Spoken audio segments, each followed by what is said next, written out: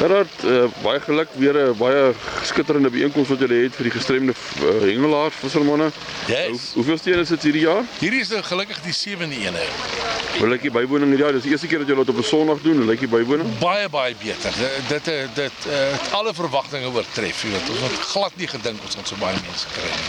Goed, en hoe lyk die vis? Het hy gebyt? Hoeveel manne het? Ja, ons het lekker baie visse gevang. Ek dink ons is hier by 63, maar ons het reuse babers gevang. Daai groot baber is 5 kg en 'n pragtige kar, né, van 4 kg wat ons toe gecatch en release het. Die kar teruggeplaas het, maar die babers het ons uitgehaal en in 'n tank hulle word gerepatrieer na 'n dam toe daar by Haie Safari Lodge in Johannesburg. Daar baie nuwe mense wat kom, versprei die nuus oor hierdie byeenkoms. Yes, daar's baie nuwe mense en is so tragies. Ons het 'n limited number van ouens wat ons mag vat. Ons mag net 50 hengelaars vat. En dit is nogal vir die eerste keer nou is daar nou groot belangstelling. Baie ouens wat wil visvang. Goed, nee, baie dankie en alle voorspoed met die toekoms van die byeenkoms.